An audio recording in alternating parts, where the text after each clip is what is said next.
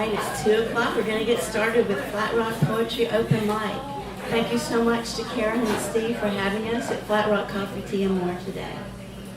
And Andrea Pilot is our featured poet today. We're very excited about it. Thank you. Thank you so much. All right, I'm going to read one, but I also wanted to make an announcement for Jamie Collins. He said he's teaching at Scarlett Bennett on March 9th at 9:30 till noon about presentation writing. You can sign up or check it out on the Scarlett Bennett website. Okay. Now, I've got 3 poems. I used to do paper, but now I do the phone, so it takes a little time to get. Okay, I've got 3 poems, and you guys get to choose which one you want to hear. I'm going to read all of them if we have time today, but not right this second. I'm going to read one. So the first one is called Weak. The second one is called Freedom for Now. And the last one is called Better Angels. So Weak or Freedom for Now. You want to do Freedom for Now? That's cool. We can do that. All right.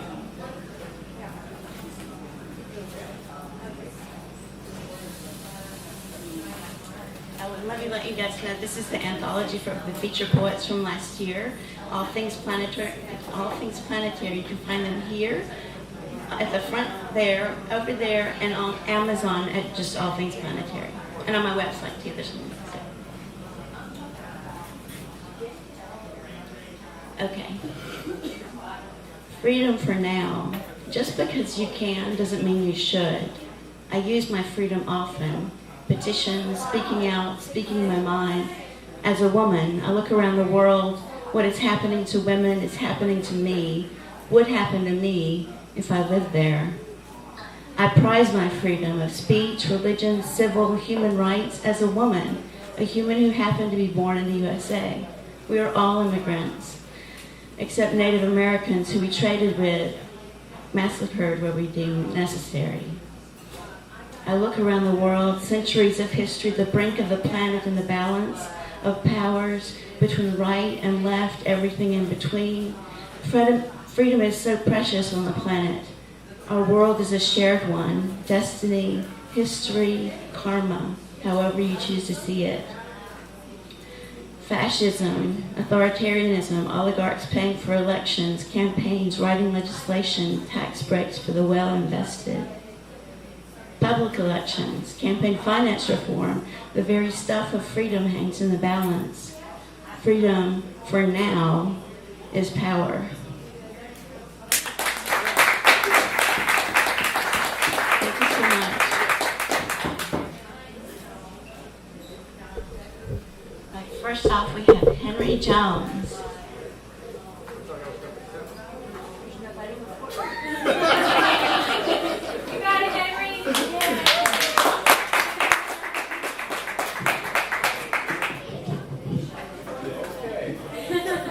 Mike's already up there. You got it. Okay, we'll fix it in post. No, that's fine. How y'all doing tonight or this afternoon? See where my mind is. I heard the Cumberland is flooded, so when you go home, be careful. Go ahead and enter some other places.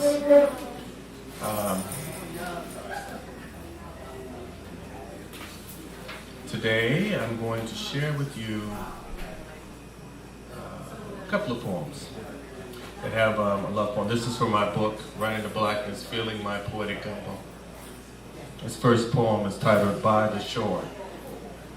The shore, any water, any shore is my favorite place. Not a beach where you just like to lay and tan. I don't tan, obviously.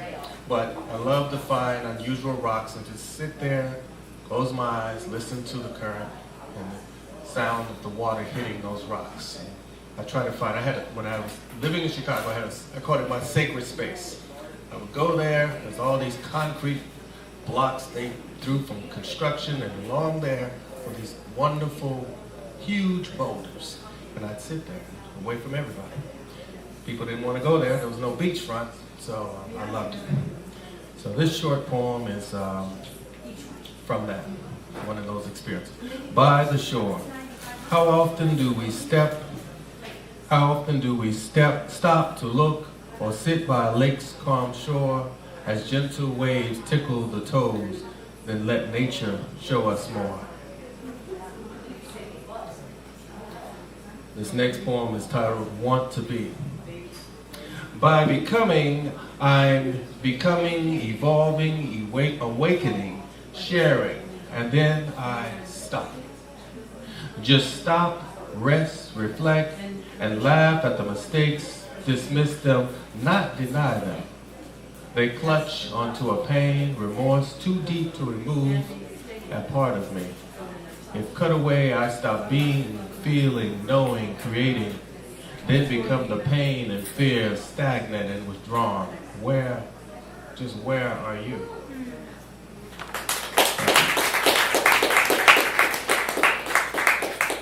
All my life I've had this fascination with hands. When I create my art, I actually apply the paint with my hands. And I said, I should write a poem about hands. These hands.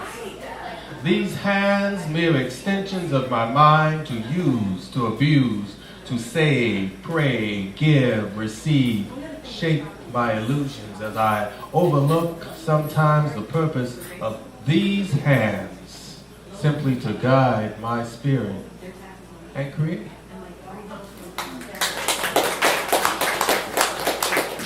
And last, another short one. Yellow eyes. You ever look in someone's eyes? That's the second favorite spot, eyes. Some people have very, very clear white of the eyes. And I noticed that there are people that have this darker yellow type tint of the eyes. And when I look in my eyes, I said, I've got that. I used to put a lot of Visine in, and supposedly just some of us just have different pigments. And it's our pigments that actually kind of color the white of our eyes. You never notice, just look at people's eyes.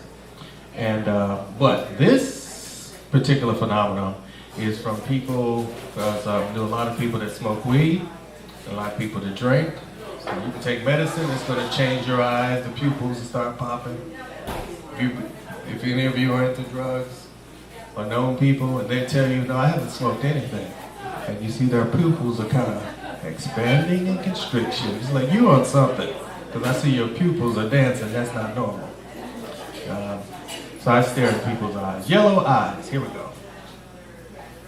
Yellow eyes tell a vision beyond Russian gin cravings. Morning remorse alarms me. Morning remorse alarms me.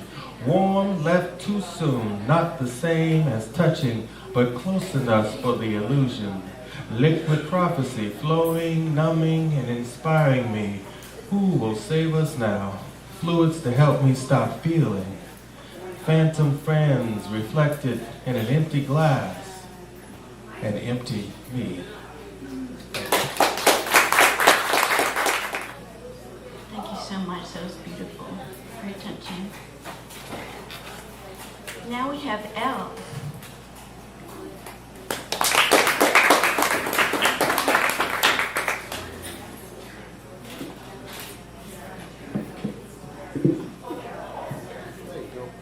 Good.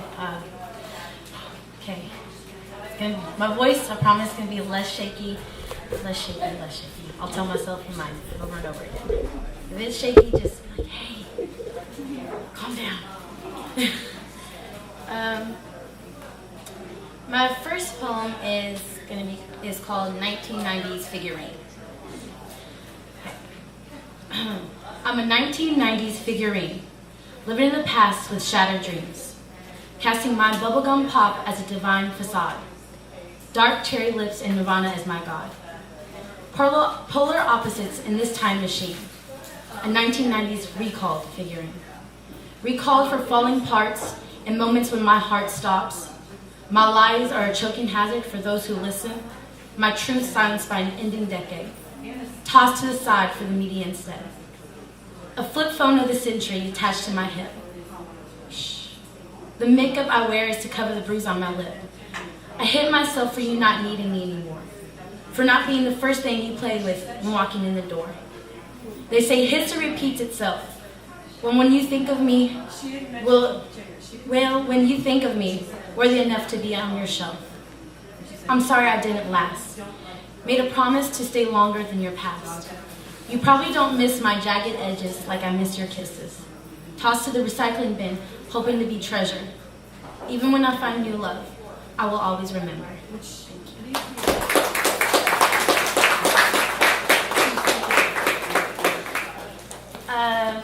This next one doesn't have a name because I'm not creative with title names, so I'm just going to leave it nameless. Why couldn't you be a TED Talk, explaining why my eyes won't remove themselves from this horror scene? Rambling on in a fluid manner about how the crazy can be labeled in different ways, but the general terms are you and me. A so-called 96 remedy to the corpse of my mother. Maybe she spat with a force that her mother gave her, and her mother to her, and her mother to her. Because to be a strong woman in my family, decaying inside is better than living. Weakness. The fear to fail. What if a real smile stretches my lips past their limits? I'll need stitches, with a scar reminding me each day I was more comfortable in my pain. That wishing to be happy was what made me insane. There's beauty in how the darkness swirls. She was 11, counting exactly 2.5 food coloring drops to turn water into wine. Because 1, she pleaded with God to send her Jesus, so the burning trail each sip she took was real. And 2, well, practice makes perfect, and there was no way she was going to let her liver win. The second attempt was a punishment for you and me. I was angry. Because of you, I existed. Sickeningly wanted you off the deep end. Can't even count on fingers or toes the times my rough body was scrubbed red. Skin lightening to rid myself of the pigment he fed. Too white to understand African culture.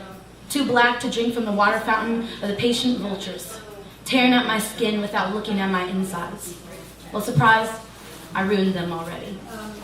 A little girl wanted to be accepted in a world that doesn't comprehend her conception. Thrown in limbo, watching their lives pass her by. Thrown in a cage, wishing for someone by her side. Thrown in the lion's den with the rest of the birds. Because isn't that what a little black-white little girl deserves? Colorful soul feeling lost in presence of black and whites. Hating and loving the skin that surrounds. Someone drew outside the lines in each hue when it came to me. Picasso must have sketched this life. At a time of black and white movie screens, I'm a color TV. One day we will discover the wonders of new age technology. That's awesome, thank you. Very powerful and very real. All right, next we have Paul.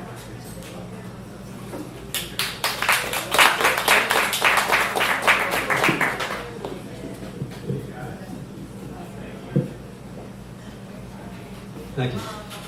I was going to be lazy and read the same 2 poems I read last night, but there are people here who were there last night, so I'll do something different.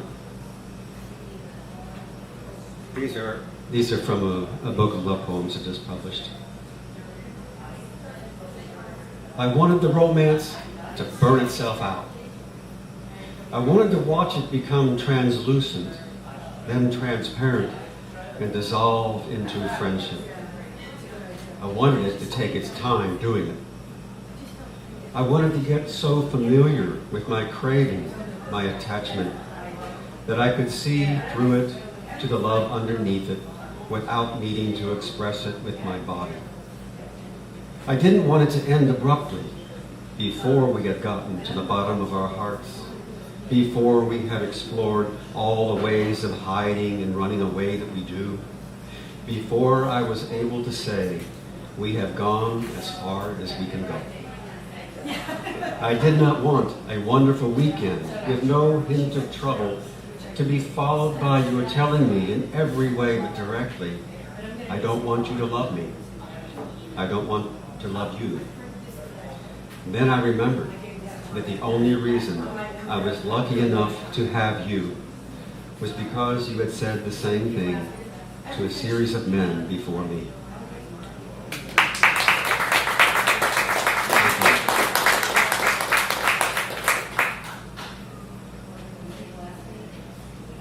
reading from the end stage because those are always more interesting.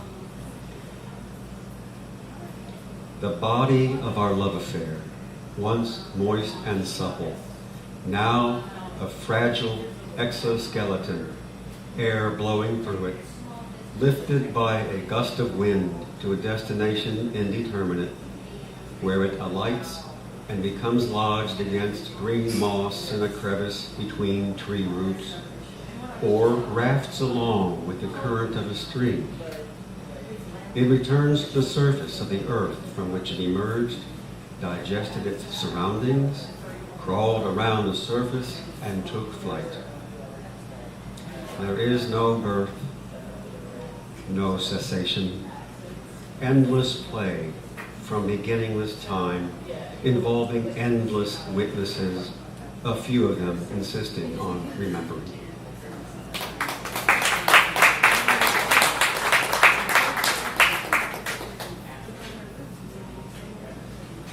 I'll go ahead and read this last one.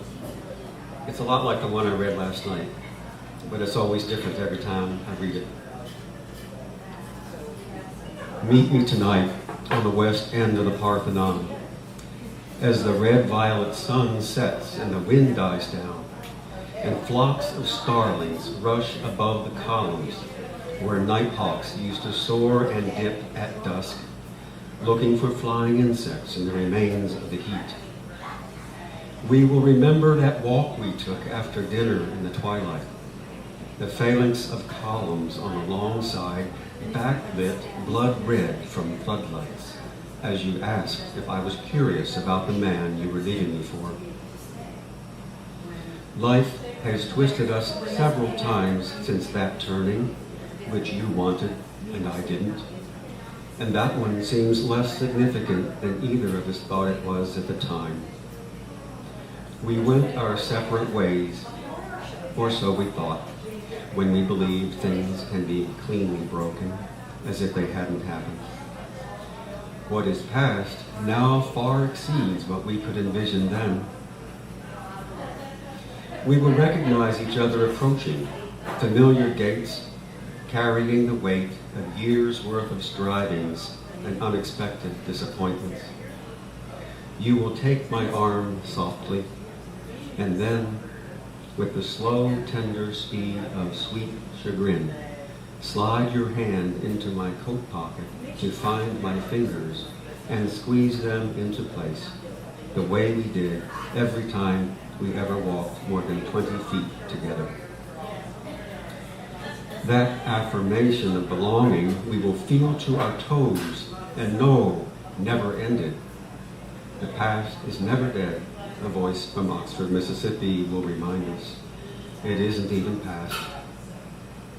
In the brisk air, we will see our breath exhibiting feeble but indefatigable puffs of warmth, and recall the coziness of our warm bodies in that bed as we held each other like precious gifts, holding on to each other to soothe the pain of things that children that we couldn't quite remember. We still won't, but we will forgive it all. And the ways we failed each other will feel too small to need forgiving. Thank you. Thank you so much. That was very well crafted. It was beautiful. I love the images. Thank you. Now we have Georgia.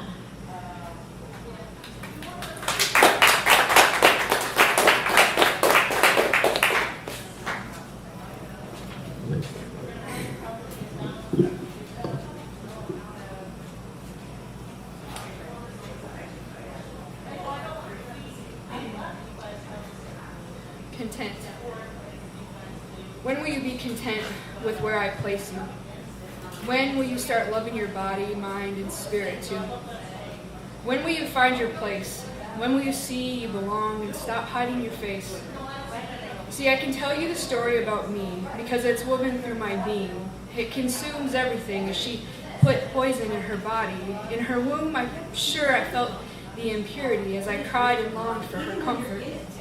I didn't know it was her lack of ability or effort. Know that became an internal seed that would grow this continuous need for touch and holding me. See, this started young, this craving, this molding. My presence or love was not enough. For her to walk away from men and dope and stuff, I don't even remember my father, not until 5 or 6, but that didn't seem to bother. I mean, I remember loving to see him, if it were just for a weekend, to get his attention and the time we spend. But I just don't know why he stopped, why the visits and phone calls dropped. You see, these messages of not good enough and people walking away, they continued through my life, they seemed to stay. Not worth fighting for or claiming as their own, always a rejecting undertone. I am the constant in these equations, continuously drawn to these types of relations, and leaving the ones that don't reflect what I have known. Now here I sit grown. Dealing with these demons that infect my being, I'm tired of fighting, tired of fleeing. I know I want to be free, and I might be the one keeping myself in captivity. I seem to have tried all that I know, and victorless is not how I believe this story will end, how it'll go. Maybe it's time to start another book, to let go of what wasn't and what was took, to receive all of what I have now, to embrace today and let go of the past somehow, to accept who I have become without fear, to accept that I belong right here.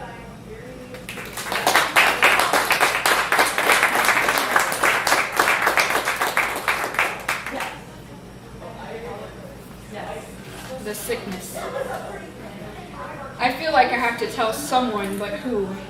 Who will listen or understand, or better yet, console it away? It feels like a sickness bubbling up inside of me that slowly seeps into every part of me, affecting each part of my body in a different yet crippling way. It's a slow infusion of poison. I am confused because although I know its source, I thought it had been removed. Like cancer, it comes back unexpectedly, needing to be surgically removed or eradicated by repeated treatments that leave one physically and mentally vulnerable and raw. I'm sick all over again. I have to muster up some courage all over again. I have to surrender to this purging process all over again. My only other option is to stay sick, and that is no real option for me. I'm sick all over again. Consumed by fear and anxiety, busyness of work, my only consolation other than slumber. Curled in pain from this stomach that seems to be filled with the poison. It reaches and grabs my heart, causing it to panic and race. Feelings of death upon me, adrenaline, fight or flight, fill my body in a room where I safely sit alone. I breathe deep and carry on. The poison subsides and then returns. Hours later, it rests in the pit of my stomach. I breathe deep and I know there is more work to be done. God grant me serenity, wisdom, and courage.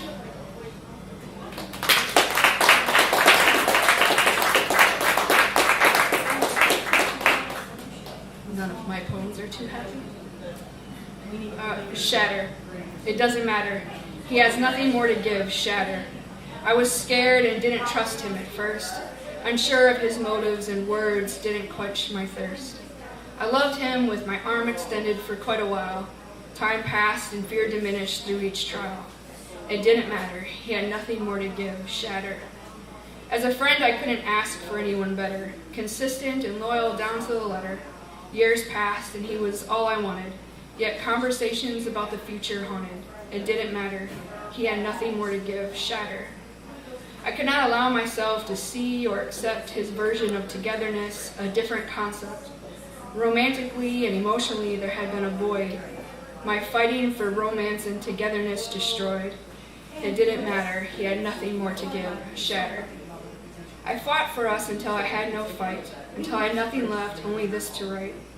I love and loved you with all I have and had, and I didn't think loving me was all bad. It didn't matter. He had nothing more to give. Shatter.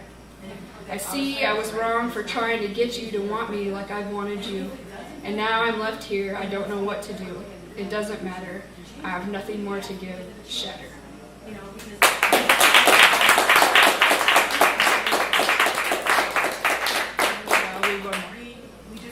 Incomplete. My life is a masterpiece, incomplete. It is filled with different strokes and colors, lines and varying shadows, yet incomplete. My masterpiece is my life story filled with lessons and wisdom yet incomplete.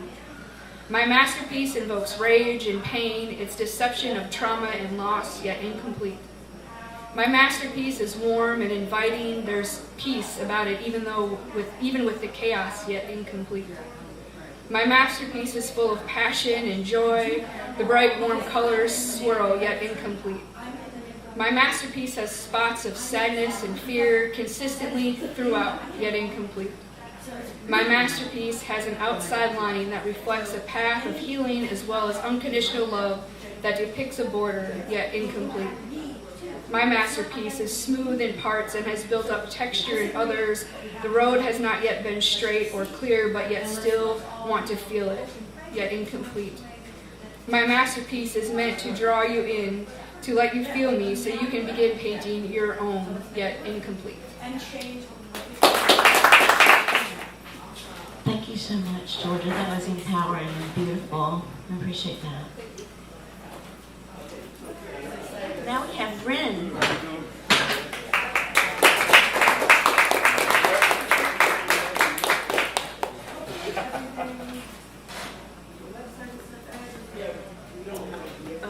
So I don't really write love poems very much, but I blame Valentine's Day. Closer to the microphone. Yes, okay. Sorry, I have a little bit of a cold right now, so I'm trying not to. I knew I was made of stone, certain of the stillness in my bones, of tough skin that would never break or bend, but you splintered in my soul.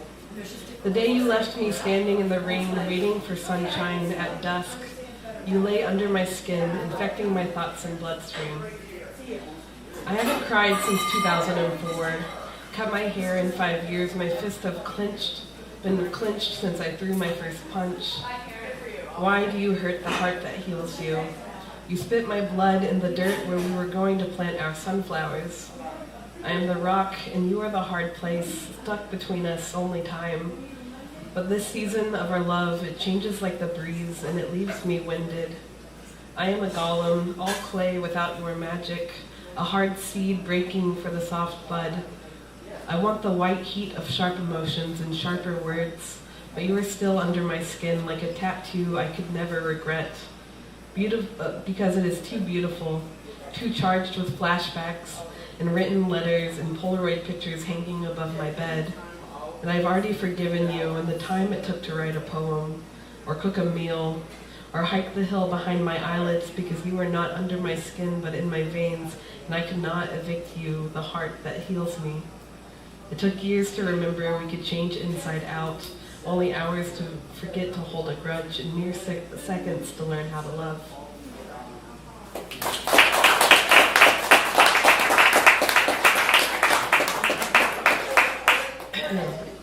Sorry. You are the salt water to my wood smoke, and I hope you don't choke on the air I breathe. I hope you don't sting my soul where the cuts are deep. You have golden flecks in your eyes, and I named them after the constellations, and let them guide me home on those nights I get lost at sea, where I let my scars act like lines on a map and forget my skin is thicker now, forget to let things drift away from me. There is ink staining my hands since the day I met you, and I know I'll spend the rest of my life trying to write you a happy ending, even after you've burned all the books in your heart. But I'll still try, in my backyard under my favorite tree, till all the leaves lay around me, till you rake them together and set them ablaze, trying to send smoke signals to let everyone know you're okay. But let the ash settle, and the waves run free. The stars are out tonight, and I will not make a wish, because I know that they are falling for you, for us, and for the balance of things. Wow, it was so good. I love your images and the way you weave them together as part of your story. That was really good. Thank you. Wow. That was awesome. So powerful. Much needed. Thank you. Now we have Brittany Withridge. Did I say that right? Yep. Yep, cool. All right, cool.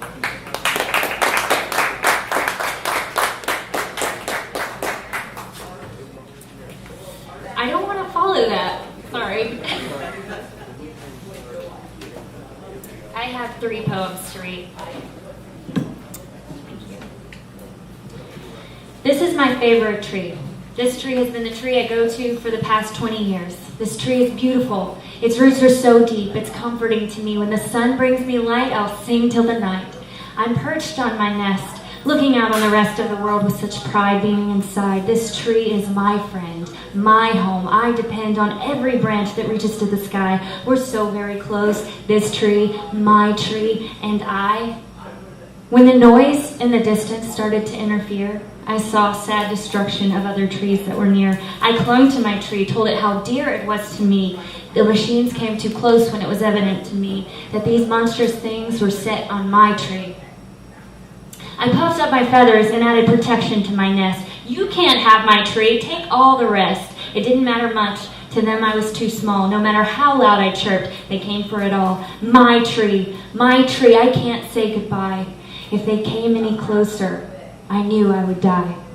We're in this together. You've comforted me so. You've been my home. You've watched me grow. I looked all around and acknowledged the same. I missed other trees, too, who also knew my name. Even if they spared my lifelong abode, things were already different. Things were already so eroded, and closer they got. The noise was so loud, with a breath I decided this would be the end. I chirped and I cried as the tree started to fall. I felt the pain in its branches. I felt my home die as the machines took it all. I closed my eyes and opened, still in my resistance. Then I saw an old friend flying in the distance. He chirped, "Use your wings, or you're going to die. Use your wings, dear old friend. You must begin to fly. There are trees beyond the horizon where you can also dwell. We've lost this part of the forest, but there's more story to tell. I know how you'll miss it, but you've got to grow. Have you forgotten your wings? Or do you even know how to fly?" I chuckled at the notion, even as darkness loomed. I can't remember ever flying while for life I was groomed.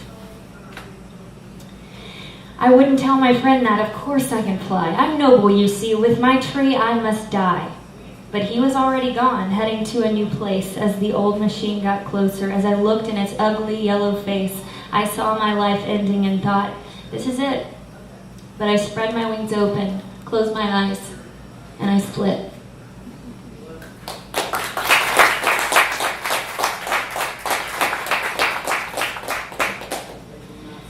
Stagnant water, living water, murky water, moving water, big water, high water, cleansing water, troubled water. The water I drink from a plastic bottle, the water I bathe in, the water that is scarce, the water that is whole. My body is made with water. The earth is covered in water. I was baptized in murky water. I sit and admire the glistening lake. The rain on my roof calls me awake. The water in my bath, lukewarm, is useless to me. Goosebumps on my neck as I fall into the icy sea and flail my arms, remembering to swim. The water that broke before I took my first breath, and yet I can't breathe with water filling my lungs. Steady ripples on the surface, waves that rise and fall, the droplets of water on my windshield at 7:43 a.m., the water that calms and makes me feel small. Can I say wow again? That was amazing. So powerful and passionate. Thank you. Now we have Ethan Rutledge.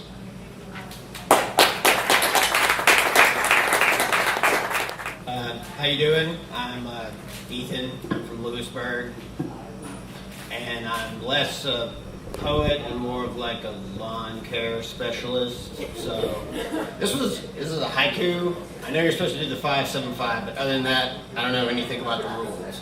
We're gonna give it a shot, okay? It's called Worker. Boots mired in muck, eating from a sack or a truck. We're down on our luck.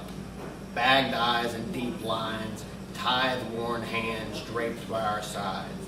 Rent must be obliged. On and on evermore, bound to the company store, a forced parable, as it whispers lies, lullabies of our beauty with those earned black eyes. Tithe taker, keep on. Know you'll be an earth shaker, so keep your head up.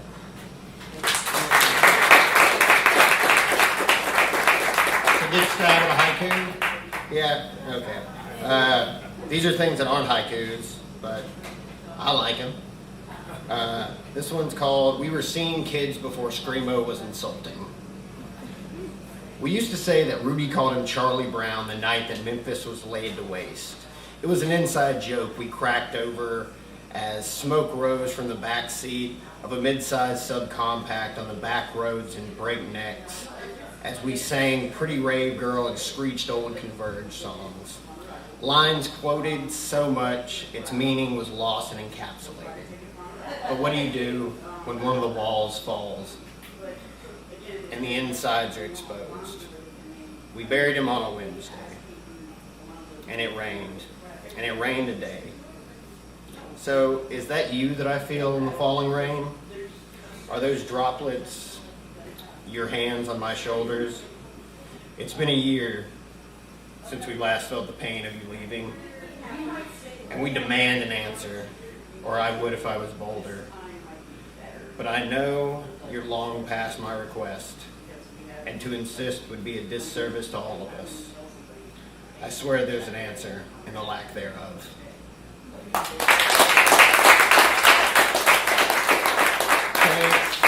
That was kind of sad. I'll leave you with the one that's not sad.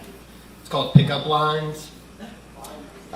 Lay me down by the still waters behind the bar by the dumpster. Let me drown my sorrows in your idle moments, if only for a bit. Because these bones don't feel much like home anymore, and the angels have all fled, the worse and the better, to heaven's stead. And I'm just reaching out in the dark, lighting flint in wet caves, looking for a spark, and I'm flailing on a lark that you might look across the bar and find finite folly in me. Maybe we could sit here and have a beer until the comics come, crash catastrophe and syncopate life's cacophony, or just till last call. We can stumble home and binge watch kids shows from the 90s. We can get Waffle House at sunrise and then pretend to buy expensive furniture for a house that we don't own. I'll call you again on Wednesday and we can grab dinner. I know this really good Mexican place down on Main. I'll tell you about the time that I ended up in the ER on acid and they weren't correlated. You see, I had this friend who was sick. He had a lung infection. It was the season for those kind of things. And he was a little too weak to laugh, but I still insisted on the nurses pronouncing the PH in pneumonia. And you can tell me about that time that you bought your dad that little pill divider so he would remember to take his meds every day, but he still doesn't. It really gets on your nerves. Anyway, we can hang out until the flames take us and we grow lame and blind in our hospital beds. And maybe Alzheimer's will take us and leave us with only sweet memories. So can I buy you a beer?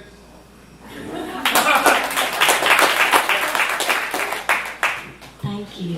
Thank you so much. I love how real your stories are. You're in the moment. Now we have Jay Prince.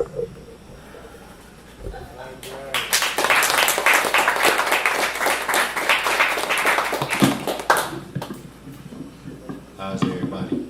I'm good. Alright, we'll just get right into it. At this point in my life, smoking this Pall Mall got me feeling so small. I can't even explain the reason on why I'm even puffing on this Marlboro. Pacing slow, wondering what drew me into the midst of the canyon. Could it be me running through this black and mild tunnel on a Salem night? Or could it be the fact that I'm consistently living through these Newport streets, trying to avoid the nearby bar of Cuban cigars? The smoke don't settle when you're facing the L&M blues. The smoker's choice is a bundle when times fly past. Now, are these backwoods and swisher packs giving me cancer? Smoking pack after pack, steady looking for answers. These Virginia Slims got me feeling like there's nothing on my agenda. Life of a tobacco smoker, it's like an emotional roller coaster. Now, I could be cool kicking my feet up, facing the eclipse, and at the same time stressing behind the scenes, living on the edge field. I want to throw away these cartons, not stress these words. Even the thought of smoking eases my urge. Curtains drawn, I can't even face my own flaw. This vision of nicotine has my mind in a frenzy, struggling to escape the habit that I once loved and now I envy. Rehab doesn't do nothing for my wants and needs. It just pays for another stressful deed. The only way for me to move on from this negative feed, I have to want to move on and overcome this challenge by any means.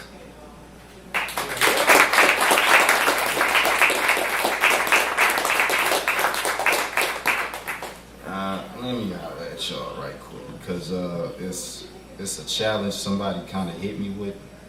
I don't touch on love much, but when I do, I express what I can. So I look at things pretty different. So me as a writer, I'm all over the place. So this one's called Love and Compassion. I want y'all to follow me on this. Exploring love and compassion, vibes so addictive to witness like the newest fashion.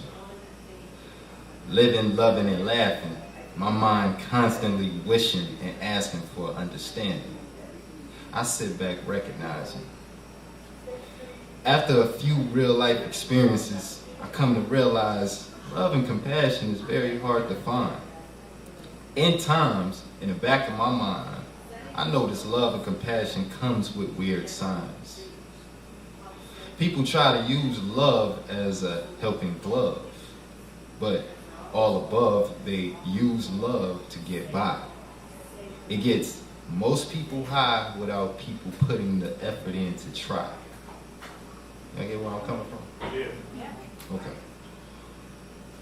As I explore love and compassion, I ask myself, what is the true meaning of this feeling? The signs I witness constantly keeps my head spinning. In my eyes, love is straight line. I run and hide from this feeling because this love will leave you unfocused and unheard. Compassion is like a physical attraction, real life action, memories known as collections, perfection when you are showing genuine compassion, but you'll stop where you are if you don't know where to go. Love and compassion doesn't come with directions. It comes with an unexpected message. Most people couldn't catch it. Walking a long road by yourself with no shoulder to lean on. It's bound to make your heart turn cold. I learned that the word love itself is not easy to say nor express. If you mean it, then you mean it. If not, then somebody's heart will be dusted away. What can I say? The simple fact that love and compassion comes in two different worlds, but two is in the same lane, so plain and insane. The feeling is so pure, your mind sometimes thinking you are so sure, but so blinded, not sure if you are quoted or it's a fool. Love and compassion, I still search for it. When I see it coming from many directions, I learn from it. I wish to seek change from it, but time will tell the results. But yet I am wishing that this feeling will remain so accurate.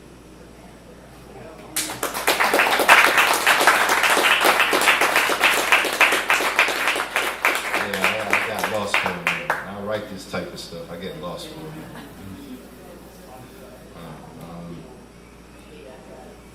Briefly, I want to talk about life. You're taking a walk down memory lane, change after change. Sometimes it can be a game.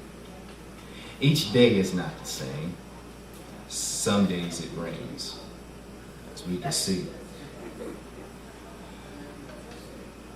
You could live a good life now, but you turn around and it could be all gone. You could lose everything trying to figure out what went wrong. And life is the same old song. Life is like a slideshow. Life is what you shall cherish in order to stay afloat. What's the meaning of life, we ask ourselves. Whatever you make out of it, that's what God's answer will be. Sometimes in life, you can be lost. When you find yourself in life, it comes with a cost. You can't pause life. Time can't stop itself, nor can you pause it. You can't change what's been started. See, we spend our entire lives searching for greatness, walking on the road where the work we strive becomes endless.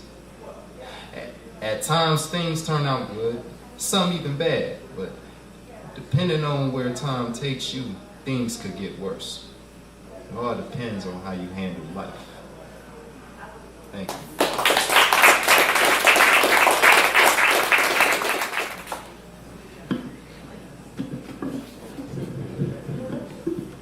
Thank you so much.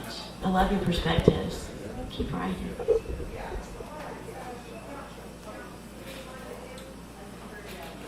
And now we have Sisway Herring. All right, Doc.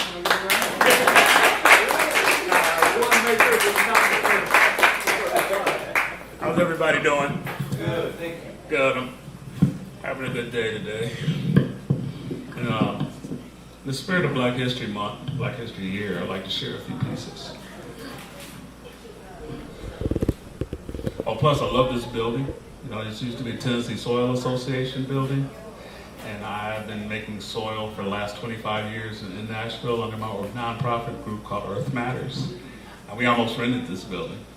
So I'm really glad to be here. The evidence of anthropology now suggests that I, the black man, am the original man, the first man to walk this vast, imponderable earth. I have lost by force my land, my language, and in a sense, my life. But I will seize it back, so help me. Towards that end, if necessary, I will crush the corners of this earth until this world trembles. Until I, the black man, the first and original man, can arm in arm with my woman erect among the peoples of this universe a new society, one humane to its cultural core, out of which at long last will emerge the first truly human being that this world has ever seen.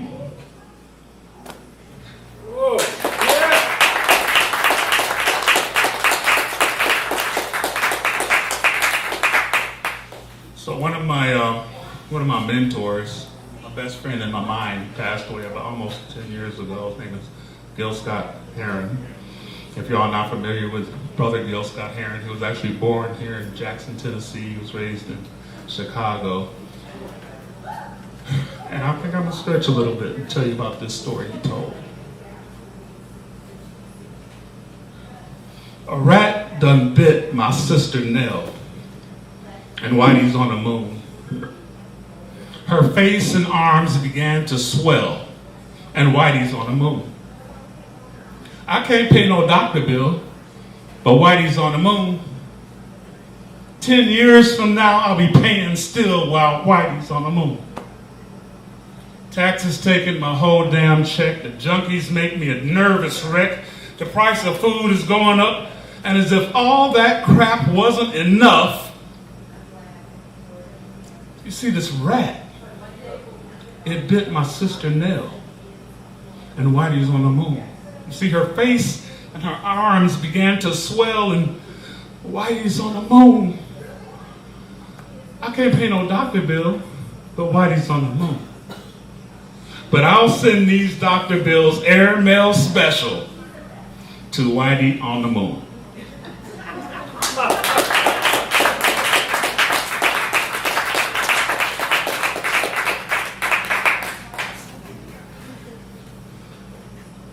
So I did a lot of work earlier in my teenage years with the rock operas like Tommy and Hair and Godspell and Jesus Christ Superstar.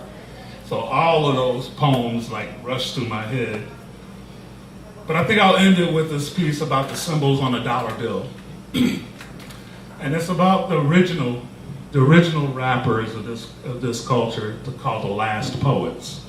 For those of you who are really into your art, please look up the Last Poets. And they did a piece called E Pluribus Unum, talks about the symbols on the dollar bill, and I'll give you just a little piece of it.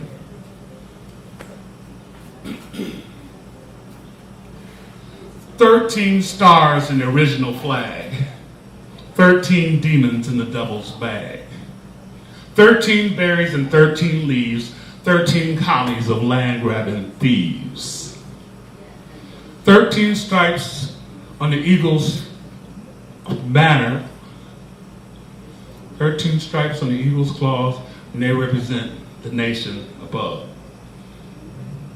13 stripes on the eagle's shield, and these are the symbols on the U.S. seal. See, on the front of the dollar bill, to the right of Washington's head, if you look, you see a small seal in the shape of a wheel with a secret that's been left unsaid.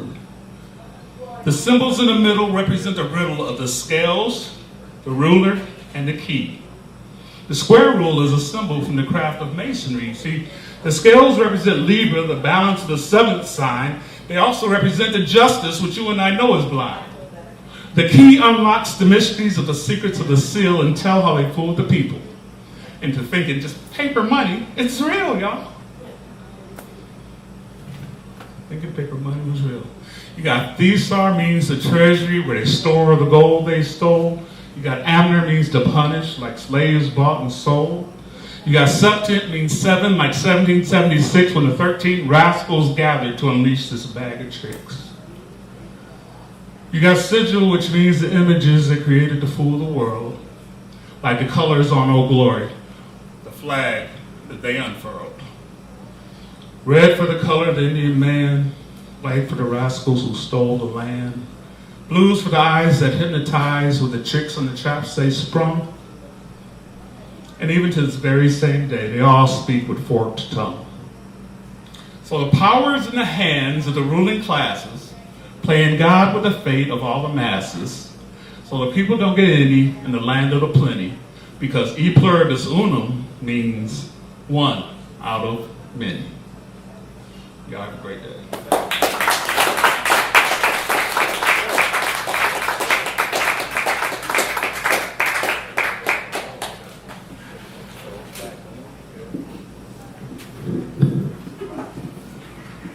That was so powerful. Thank you, Siswell. Thank you so much. Now we have Mo Christo.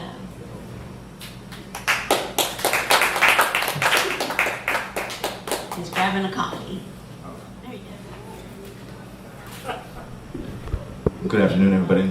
How you doing? I like this camera right here. It's like right up in the face. I feel like I'm gonna look at it often now.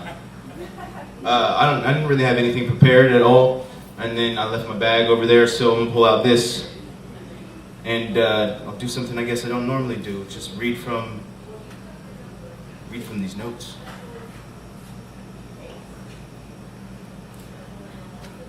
And also, you guys have been all awesome. For real. I'm really glad to see you, AJ. You put it together. I think that it was lust at first sight. I must get the words right, and in hindsight, it wouldn't be until I lost her a few times that I realized I loved her in my life. Between the half-truths and the fold-out lies, between the deceptions and the effort that was less than, I guess I'm a mess then, guessing I'd rather ask for forgiveness than be uncomfortable in seeking permission. Oh, I heard her, I just didn't listen. I loved her, just had my own mission. Can't spit upon her conviction, I had it all laid out for sifting through. Mistrust and valid questions. Of course, the heart which I vie for is a skeptic, and constantly guessing seconds. And each misstep was a lesson. The only thing I'm regretting is that you had to go through class with me. Oh, wrapped in that class as Swifty. When she with me, she lift me, tipping. The scales almost instantly start shifting when she go missing. Admittedly, this king got a crown chipped and in need of polishing. I worked on that part of me, got my apologies. Way too late to fix any problems we parted with, probably bitter as raw collard greens paired with petty thoughts wandering to the forefront of that beautiful brain. It's got an armory of memories that work like weapons, slung with an oppressive tone that you own. Warm soul, but it's just cold to the bone. And clapback was paired with this chastising linguistic spat and this vicious tone, a gift from home, and we both know I got no patience with it. I'd give you like 5, maybe 10 minutes, and then it's kick bricks. I don't give a damn what time it is, and you know what time it is, and then the crying kicks in, and the violence, I'll dismiss it, because my fists are red lifted. The only wall on my birthday that knew the business, and maybe I was tripping. You broke my heart to say goodbye through the cries of why while your eyes were glistening and holding back the next flood of watery witnesses of our attempts at piecing together what we think a relationship is. That's my Valentine's Day one.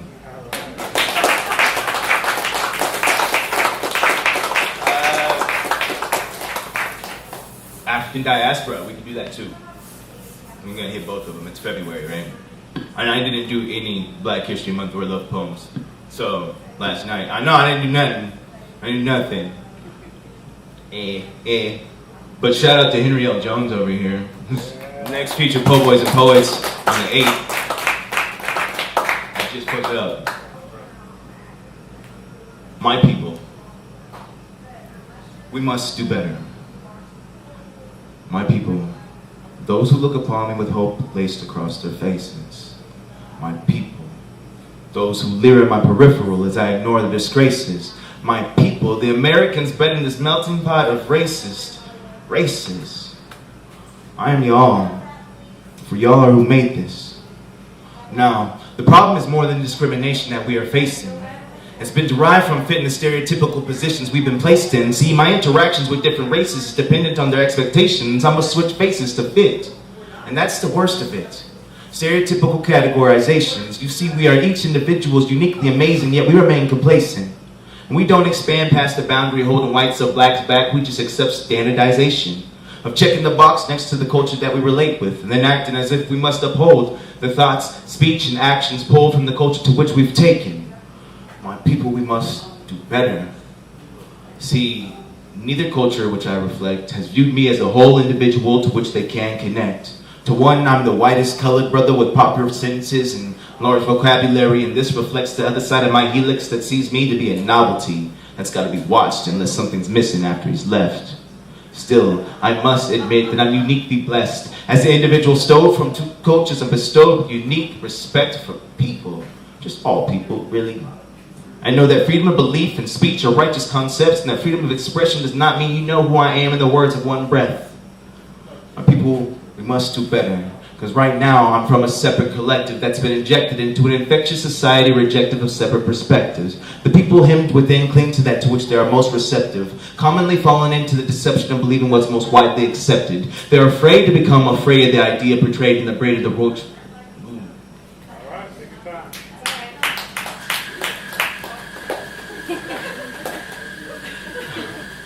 They are afraid. They are afraid to become afraid of the braid of the rope to which they are connected. And so, of course, uniqueness is then rejected, and it is in the rejector's compunction that we are reflected. My people, we must do better. Thank you.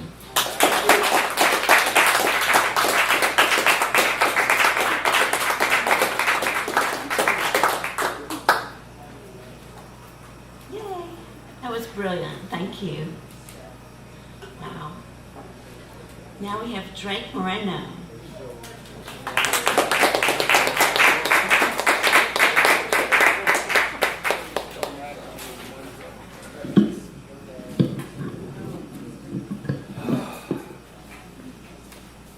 I've got two pieces today. Let's see about this here. That'll probably work.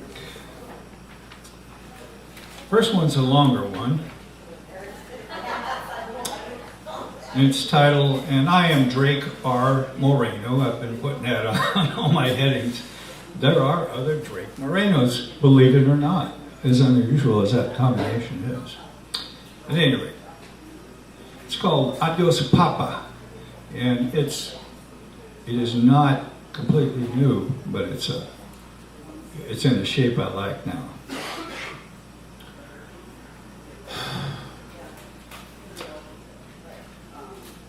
Speaking of religion and politics, Papa, let me share something about my dad's parents and what they taught my father, who passed it on to me. I knew Grandpa Francisco as Grandpa Frank. He and Grandma Emily were highly religious and devout condemners of communism and Catholicism. In 1963, the assassination of idolatrous JFK, the puppet of Pope Paul VI, was cause for celebration, not horror or dismay. President John F. Kennedy's murder meant the liberation of our great American nation from manipulation and control by the Vatican.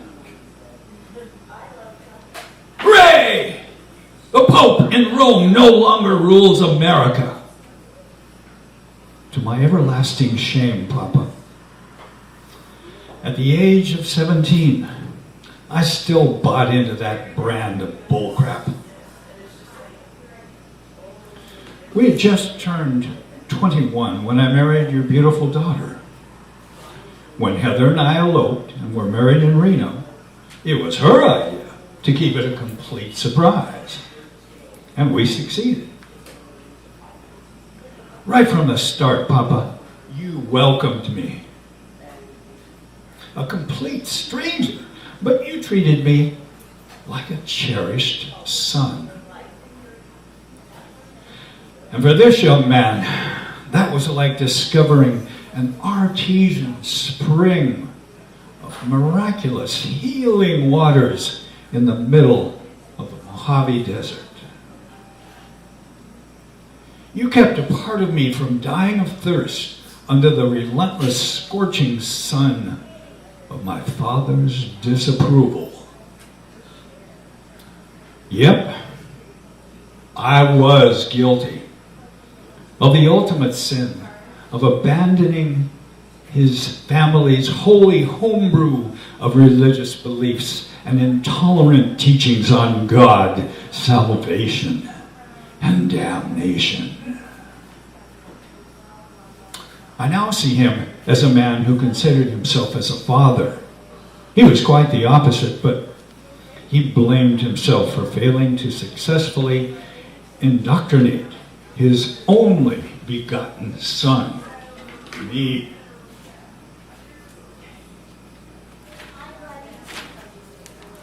The devilish specter of me suffering, pardon me, I don't have the organized so the devilish specter of me suffering everlasting torture in the clutches of cruel Satan weighed heavily on Dad for many years. Well, enough of that. Papa, you introduced me to an educated upper middle class lifestyle. You were a liberal lawyer and a card-carrying member of the American Civil Liberties Union. You sent your kids to well-regarded colleges and universities. No one in my family was a liberal, and as far as I knew, I was the first in my family to go to college. You were a high-functioning alcoholic atheist. You smoked like a chimney and dedicated serious time to card games. I certainly appreciated your generosity with the booze in your liquor cabinet. You always kept a drink handy.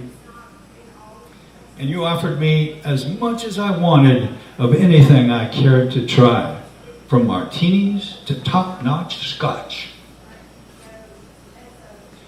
Yet never once, Papa, did I ever see you indisputably drunk.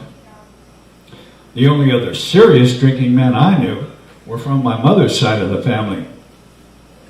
And they were shit-faced every time I saw them. You were generous in so many ways, Papa. When our car died, you talked to your client, the Albuquerque automobile dealer, and we chose a perfectly serviceable Peugeot with genuine leather seats and a fire sale price.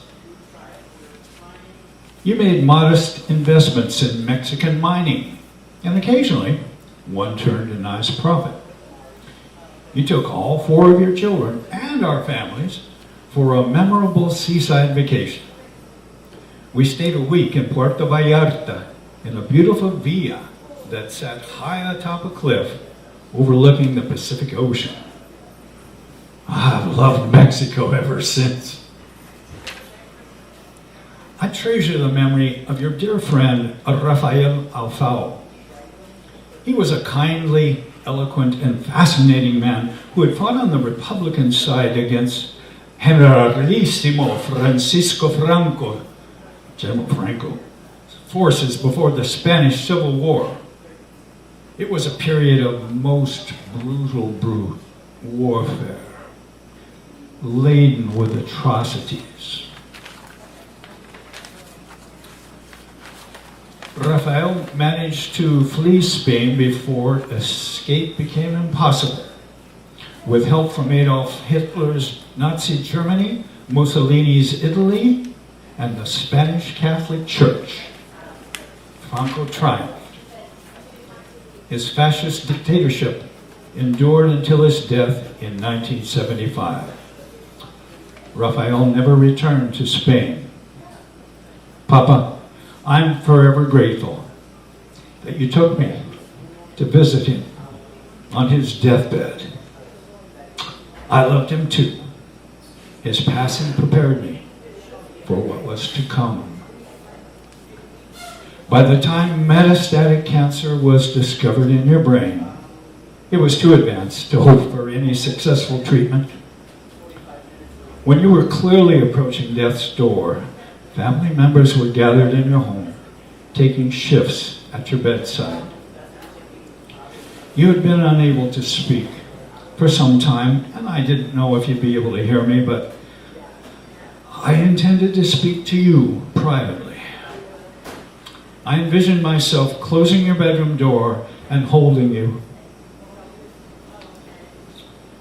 assuring you of my eternal love for you and for Heather. I would offer my blessings and words of comfort before your spirit began the next stage of its journey. Damn it, Papa! What the hell kind of medicine did they think you needed from the corner pharmacy? When I returned, you had gone. Sobbing uncontrollably, I clung to your lifeless hand, kissing the beloved face and neck of your corpse. Today, your genetic heritage survives in your 4 children and in their children. It survives in our beloved daughter's remarkably gifted and talented kindergartner, Ryman. It survives in her 2-month-old son, whose given name is your surname, McCrae. That's right, Papa, McCrae. And he's a big baby. He's going to be tall, just like you.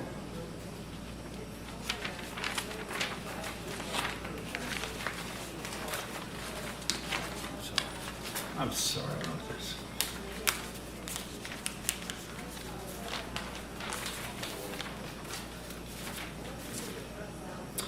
But for me, Papa, heritage is much more than a matter of DNA and biology. You live on in my heart, and in my values, and in my fondest memory. Adios, Papa.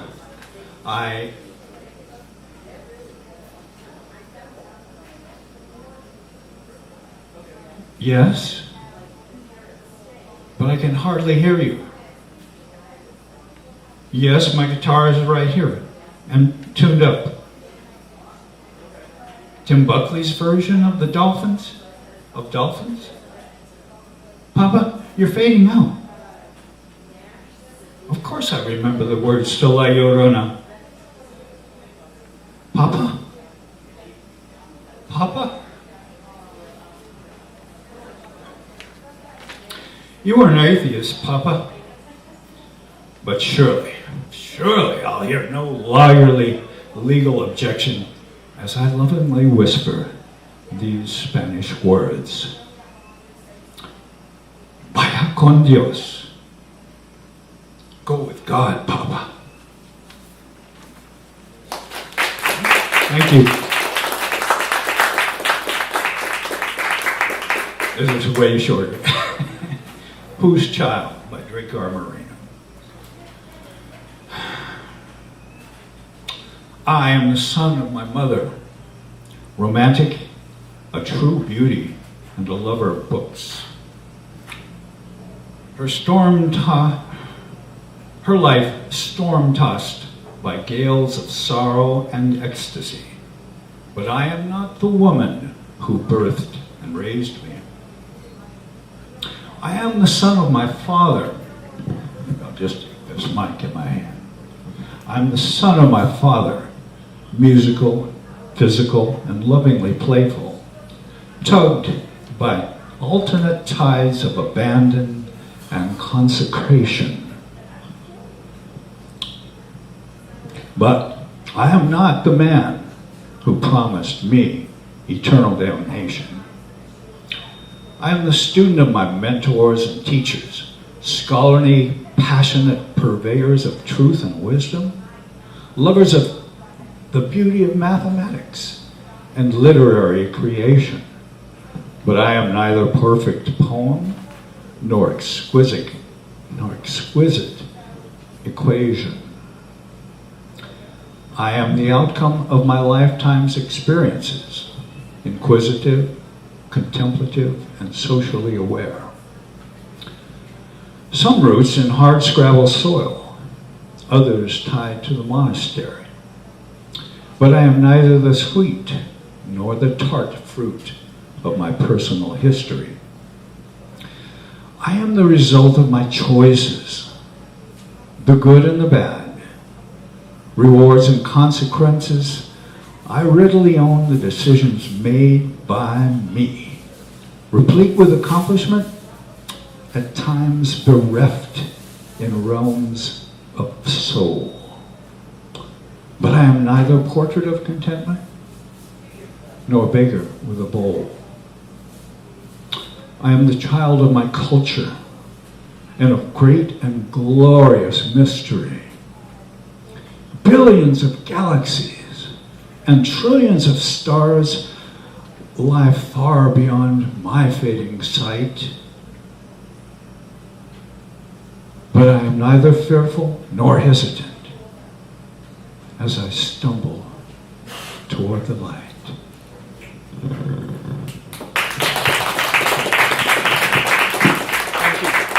Thank you. Thank you for your stories and your passion, your spirit. It was really beautiful. Now we have our feature poet, Andrea Pilot. Let me just read a little bit about her. She's one of my dearest friends, by the way, a great friend. She says, I write because I'm crazier when I don't. Words are magic and medicine that connect us with shared experience, and I hold the power of creation within them. With that, I welcome Andrea to the mic.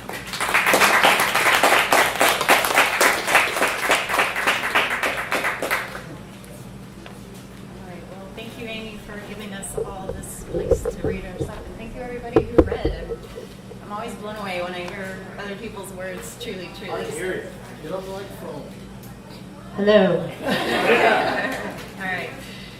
This is the newest piece I've got. It's called Well Traveled. And my mother passed on a while ago, but it was just like yesterday was the 24th anniversary of that. So this is about her. It's called Well Traveled. My mother taught me to travel well, though she hardly made it any of the places she dreamt to go. settling for the subversion of a National Geographic subscription in a household intent on separation from the world. She showed me the value of moving things not related to the reason you were going, if doing so got them closer to where they needed to be, to see that each small move made is part of the whole of getting it done. So that a pile of clean clothes walked from the basket I was passing to the stairs by the door I was exiting was half the work of restoring them to my room. And I'm just now learning how to harness that power of making each step I take move me simultaneously in multiple directions, or shift me into synchronicity with people and things around me. The life-multiplying power of living moments fully invested, experienced as a self-sustaining fuel. My mother taught me to travel well past points she had instilled when she left and birthed me again into freedoms I hope she has since found. She didn't travel most, but she traveled beyond and walked me with her to stand comfortably past the threshold of the unknowable.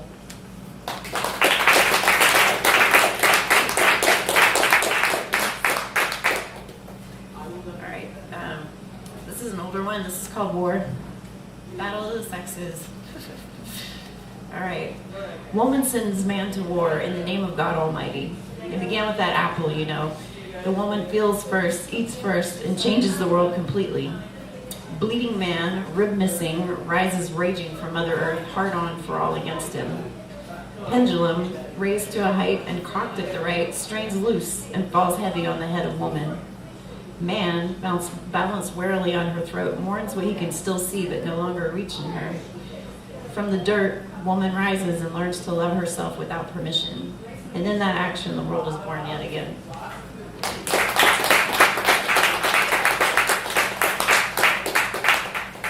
Okay. This one's called Safe. You may have heard it before if you've seen me read, but I think most of us are kind of obsessed with the idea of being safe, and I think the world feels pretty unsafe a lot of the time to a lot of us. So anyway, I awake in a blood-filled world. Bits and pieces cut off me by opportunists who say if it can be taken, I should lose it. Looking down, I find I hold a knife. Blood trails to multiple victims, blows thrown with no awareness are all the easier to deny. Unnerved, I drop my knife, knowing it may cost me my life, but I'm not really living, am I? What I want most is to be safe, so I disarm, I lay my offenses down. If I can stay alive in this state, perhaps it can replicate as I learn to flow and deflect, to take no borders on. A world full of blood is a world full of madness, so I disarm, I lay my defenses down. All I want is to be safe in this world and to be around.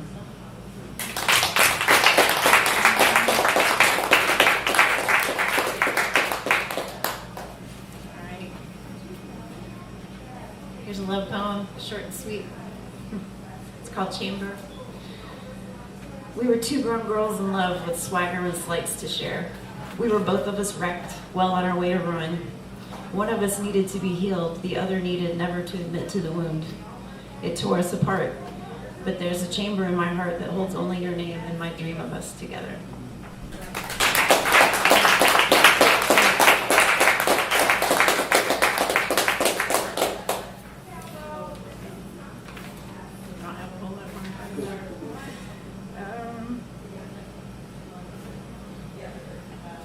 These are kind of bleak. Anyway, this is called Mantra. When I was a girl, I learned to be a man quickly as possible for survival. Only the strong survive, everyone knows that, but if surviving is just being alive, I may not be interested as much as I once thought. Failure to thrive is nipping at my throat. I hope I don't choke. Just keep breathing a breath, a new beginning born. This time not of blood, just air. Keep breathing, love.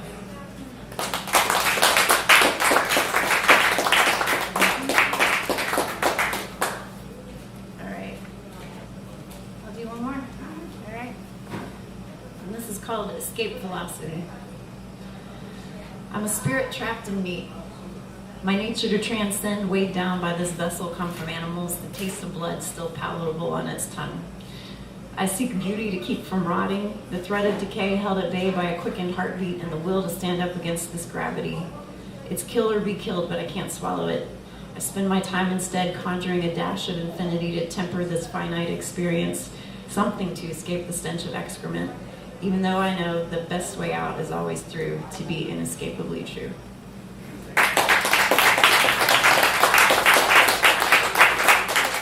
Wow, thank you. Thank you so much. Let's hear it for Andrea.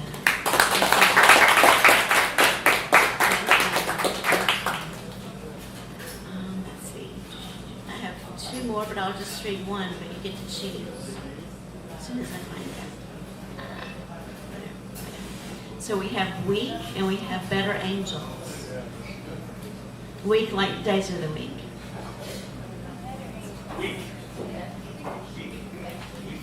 Week, let's do week. Okay. Week is from the 1980s when I was in college. It happened. Okay. Week. She eats flowers on Tuesdays, blue ones, otherwise she doesn't care. Her eyes turn blue, flown away the petals, sparks from her tongue. She wakes up late Wednesdays and of course years wondering where she has dreamed and where she was real, asleep in her screams, tears the sheets of paper from her dandelion body without a wish. Thursdays she reads the sky winds, listens to all clouds, nibbling on her fingers like a squirrel who knows the storm, scatters up her mind to look across and down, up without ground. The petals are so dry by Friday, and on curbs and corners she sells them as feathers to tourists, to whom everything quaint has a price. And she dance, and she dance, and dance until she float. Saturday her lover haunts her past, but does not find her diamonds, and her breasts they bud for him, and she swell and bloom with blood. Sundays always dream of youth, and maybe her fruit thrive and fall into their mouth with truth. The ice of Monday chills her through to sap. Before they leave, they burn the harvest remaining, and he leave her writhing with loss. In the flame of his mouth, the vision smelted into blade for the pruning of her cycles, pruning of her deaths, counter of her cycle.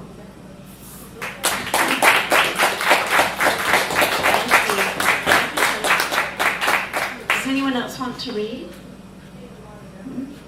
Okay, let's do a group picture. Is that cool?